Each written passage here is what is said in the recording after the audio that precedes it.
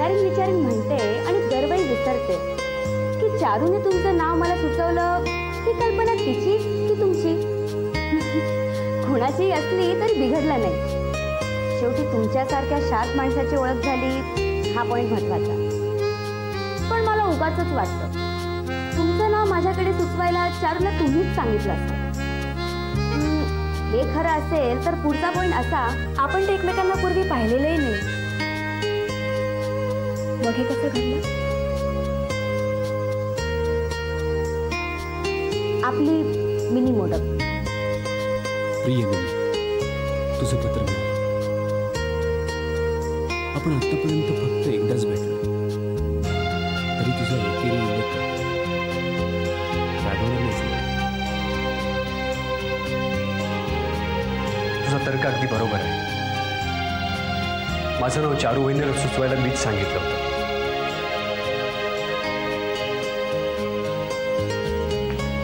पण यापूर्वी एकदा मी तुला बघितलं होतं, अगदी नीट निरखून बघितलं होतं. हे मात्र मी तुझ्यापासून लपवलं. I am sorry. पण तो सगळाच प्रकार एखाद्या कवितेसारखा आहे, रादर कादंबरीसारखा आहे. त्याचं असं झालंय. स्थळ सेंट जॉर्ज हॉस्पिटल, दिनांक 17 मार्च, सायंकाळ 5चा सुमार. तू सेंट जॉर्ज हॉस्पिटलमधून बाहेर येत होतीस. तुझ्याबरोबर एक तगडे गृहस्थ होते. योगायोगाने मीही त्याच वेळी माझ्या एका मित्राला भेटून सेंट जॉर्जच्या समोरच्या बसस्टॉपवर उभा होतो. तुझा शेलाटी बांधा, काळ्यावर केसांचा लांबसडक भरदार शेला, तुझ्या चालण्यातला विलक्षणता आणि सर्वात विशेष म्हणजे तुझं वर्ण, ज्याचं वर्णन करता येणंच अवघड. तुला समोरून पाहता यावं म्हणून मी बसस्टॉप पासून हॉस्पिटल समोर आलो. आता तू अधिकच जवळून दिसत होतीस. सगळा संकोच टाकून तुझ्याकडे पाहत राहिलो.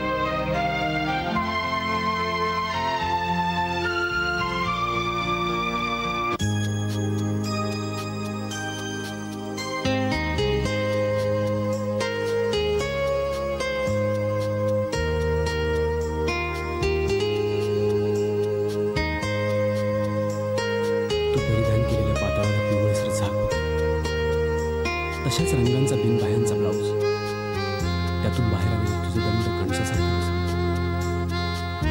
ते सगळे दृश्य खेळवून ठेवून तुझ्या रूपानं त्या ठिकाणी स्त्री सौंदर्याचा एक आदर्श उभा. तू आता कुठे जाणार या विचारात असतानाच तू माझ्या दिशेने चालू लागलीस आणि माझ्या इतक्या जवळून गेलीस की जणू मला स्पर्शच करतेस की काय असं वाटलं. मी बघतच राहिलो. तुझं मला घडलेलं हे पहिलं दर्शन. रस्त्यात दिसणारी एक मुलगी, तिचं नाव माहित नाही, गाव माहित नाही, पुन्हा भेटेल असा संभव नाही, अशी मुलगी मनात घर करते, बेचैन करते. तिच्याशिवाय जगणं व्यर्थ आहे असं वाटायला लागतं. तुझ्या सौंदर्यानं माझ्याकडून घेतलेली ती पूर्णी झाली. पत्रात तुम्ही माझ्या सौंदर्याची फार म्हणजे फारच तारीफ केली. लांबूनपेक्षा जवळून अधिक सुंदर दिसते असं तुम्ही जे लिहिलंय ते मनापासून आहे ना? असं का विचारतेस? नाही, कारण डोळ्यांजवळचा माझा चेहरा खोल वाटतो असं काही जण म्हणतात. असं कोण म्हणतं? जरा माझ्या समोर आणताना शिकवतो सौंदर्य कशाला म्हणतात ते. राहू दे, नको. उगाचच चारू वहिनींशी तुमचे संबंध मला बिघडवायचे नाहीयेत. काय? चारू वहिनी असं म्हणाल्या? मला त्यांच्याकडून ही अपेक्षा नव्हती. अपेक्षा नसायला काय झालं? पाहिलंत ना नवरा म्हणून काय पात्र निवडले ते. अगं पात्र काय म्हणतेस? माझा मित्र आहे तो. तुमच्या या मित्रानं मला मागणी घातली होती हे सांगितलं नसेलच. काय पंड्यानं? मला कधी बोलला नाही ते. आमच्या पंड्याची ही हिंमत. काहीही विचारू नका. तुमच्या त्या पंड्यानं अगदी लाल अक्षरात मला प्रेमपत्र लिहिलं होतं. स्वतःच्या रक्ताने लिहिले अशी तळटीपी लिहिली होती. मग काय? ती कॅमलिनची रेडिंग होती हे आम्हाला कळत नाही का? माझा तर विश्वासच बसत नाहीये. असे खूप भेटतात हो, पण कुणाचं मन दुखवावं असं माझ्या स्वभावातच नाही. माणूस एकदा लफंगा नाही अशी खात्री पटली ना की मी त्याच्याबरोबर खुशाल सिनेमाला जाते, फिरायला जाते. शेवटी त्या माणसालाही भावना आहेच ना, त्यांचा मान राखायला नको. माझ्याही फक्त भावनांचा मान राखायला तुम्हाला भेटत नाहीस ना? असं कसं? तुम्ही माझं मन वेधून घेतलंय हे तर मला कबूल केलंच पाहिजे. याचा अर्थ माझ्या भावना अगदी तुमच्यासारख्याच आहेत असा जरी नसला तरी मी तुमच्याकडे एका वेगळ्या दृष्टीने पाहते, एवढं नक्की. अरे हो, माझी चारूशी लिंक आहे हे तुम्हाला कसं कळलं? अगं नंतर एक दिवशी सहज असा चारू बहिणींच्या ऑफिसात गेलो तर तिथे तू बसली होतीस. छे छे, साक्षात लावण्य बसलं होतं. माझा तर माझ्यावर विश्वासच बसेल. मला वाटलं आता मी चारू बहिणींजवळ जाणार, त्या तुझी आणि माझी ओळख करून देणार आणि मग तुझ्या चेहऱ्यावर ते जग जिंकणारं हास्य फुलणार. पुढे सांगा ना. कसलं काय? मला बघता चारू वहिनींना कोणती अवदसा आठवली कोण झाली. त्या ताडकन खुर्चीतून उठल्या, तीरासारख्या माझ्याकडे धावत आल्या आणि मी नको नको म्हणत असताना मला टराटरा ओढत त्यांनी कॅन्टीन मध्ये नेलं आणि नेस कॉफी पाजली. आता नेस कॉफी प्यायची ती काय वेळ होती का? तिकडून परत आलो तर तू तिथे नव्हतीस. तुझ्याशी ओळख होण्याची ही अशी हातातोंडाशी आलेली संधी निकालत निघाली. गुरुनाथ, शेवटी आपल्याला असंच भेटायचं होतं.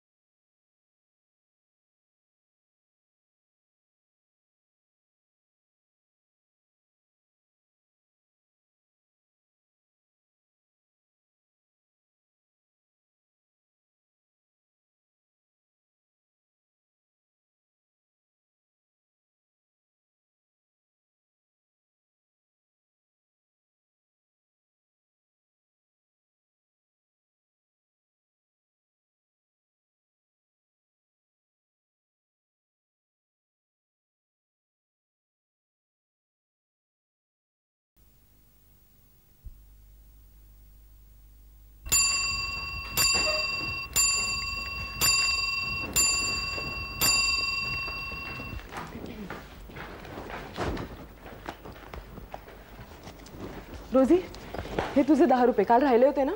ओ थँक्यू. चारू, तुला तुझ्या मिनीच्या नवीन फ्रेंड बद्दल कळला की नाही? कोणाचा मित्र? कम ऑन चारू, तुझी फास्ट फ्रेंड मिनी मोडक. तिचं काय? कोण तो गुरुनाथ इंदळेकर? राईट. पण तुला कसं कळलं? माहितीये. त्याचं काय? हमेशा फोनाफोनी सुरू असते. एव्हरी सॅटर्डेला ते दोघं भेटतात. प्रत्येक शनिवारी? तुला नाही बोलली? आता मला कसं सांगेल? तिचं काम झालं ना.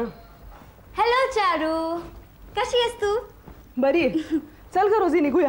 अगं थांब ना, जरा वेळ बोलू आपण. काय? तुझा राग गेला की नाही? राग? राग कसला? तुझ्या बोलण्यातनं जो दिसतोय ना तोच राग. राग आपल्या माणसांचा येतो मिस मिनी मोडक. चल ग. अगं बघ बघ बघितलंय ना, बोलतीये कशी, वागतीये कशी. अगं चारू थांब ना माझ्याकरता. अगं चारी थांब ना. तू रागवली असल्याशिवाय असं होणारच नाही. अच्छा चारी मला सांग, आपण किती दिवसानंतर भेटतोय का? तू जवळून कमी सुंदर दिसतेस असं मी तुला सांगितल्यापासून. त्याला या 10 तारखेला 1 महिना होईल. त्या कारणाकरता मी भेटत नाहीये असं वाटतं तुला? हो. अगं नाही ग, तसं काही नाही. गेला महिना आम्ही सारखी धम्माल करतोय. एका संडेला आम्ही आमच्या काकांच्या बंगल्यावर गेलो होतो. काका मानलेले का खरे? अगं खरे, असं काय करते? ते आमच्याकडे येत नसत. एक दिवस माहित नाही काय झालं, अचानक यायला लागले. ते खूप चांगले आहेत ग. अगं त्यांचा मुलूंचा बंगला आहे ना, इतका सुंदर आहे. तिकडे आपण एकदा आउटिंगला जाऊया, येशील? बघू. चारे, मी जवळून कमी सुंदर दिसते असं तुझे म्हणाली, त्यात मला एवढं रागवल्यासारखं काय होतं? तेच तर मला कळत नाहीये ना. आता कोणाला असं वाटतं, कोणाला तसं वाटतं. आता सगळ्यांनाच तसं वाटायला लागलं त्याची गोष्ट वेगळी, नाही का? खरंय. माहितीये गुरुनाथला काय वाटतं? ते म्हणतात की मी जवळून अधिक सुंदर दिसते. तुझ्याजवळ म्हणाले? हो. अजून काय म्हणत होते गुरुनाथ? जाऊ दे ग, ते मला कुठे आठवतं. हे महत्वाचं होतं म्हणून आठवलं. अच्छा चारे, मला सांग, अलीकडे गुरुनाथ तुम्हाला केव्हा भेटायला आले होते? तुला भेटायला लागल्यापासून आमच्याकडे येणं त्यांचं कमी झालंय. अगं चारू थांब. गुरुनाथ तुम्हाला भेटायला येत नाही याला मी जबाबदार असं म्हणायचं की काय तुला? ते तुला माहित. चारू, गुरुनाथ जरा कोल्ड आहे नाही? ते मला कसं कळणार? चारू, बरोबर पकडला मला. बरोबर आहे, तुला कसं कळणार? पण तसे ते खूप गोड आहे नाही? हो, गोड आहेत.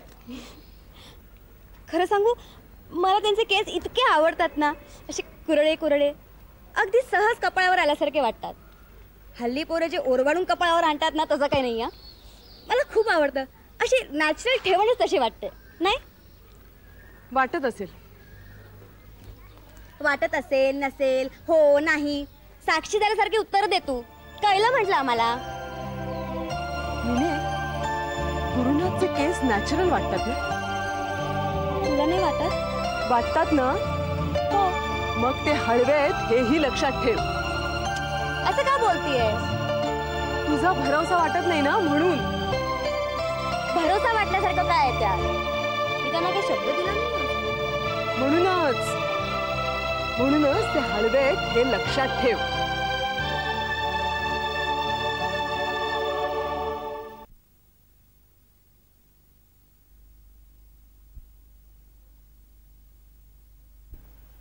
मंजू, ए मंजू, या कुर्त्याची बटणं पाहिलीस का कुठे? सकाळपासून शोधतोय, कुठे मिळत नाहीत. नाही का एक्झिबिशनला जायचंय म्हटलं, हा कुर्ता घालून जावं तर सापडतच नाहीत कुठे. मी नाही पाहिली. मिने, तुला दिसली का कुठं? मला कशी दिसणार? मी तर नेल पॉलिश लावते. अगं आत्ता नाही म्हणत मी, या 1-2 दिवसात दिसलीत का तुला कुठं?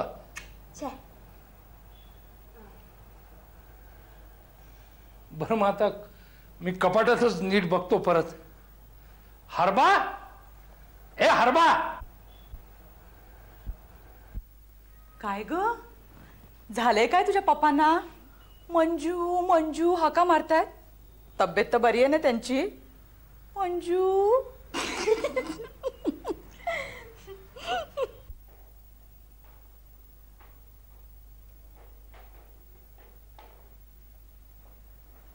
मिने, एक मिनिट. हे बघ काय आणलंय तुझ्यासाठी. हा, घे ना.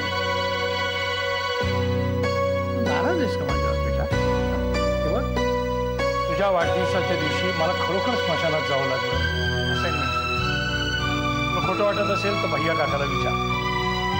परवाच त्याला मी जाहिरातीचं डिझाईन दाखवलं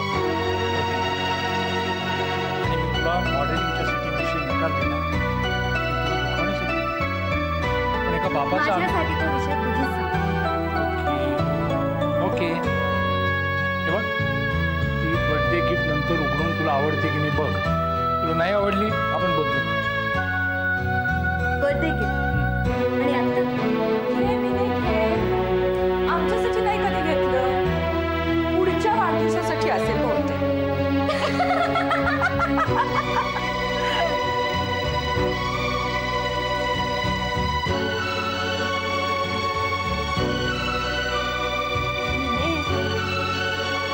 नाराज तर नाहीस ना माझ्यावर?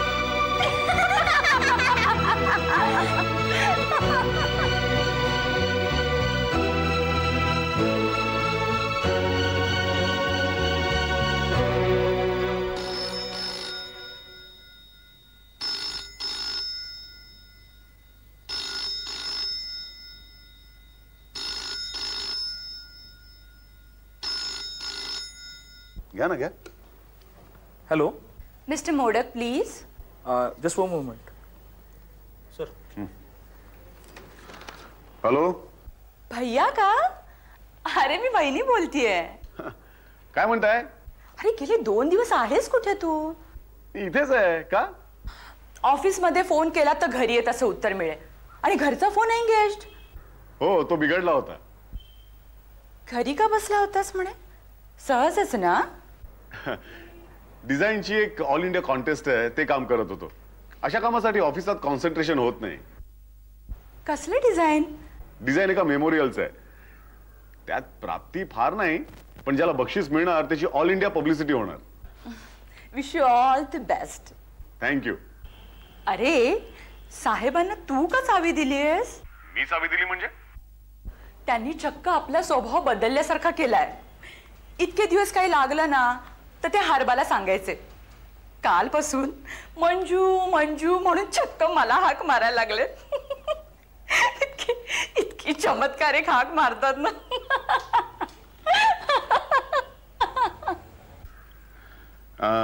कारखानेस तुम्ही ऑफिसमध्ये जा, मी दुपारपर्यंत चक्कर मारतो. Okay sir.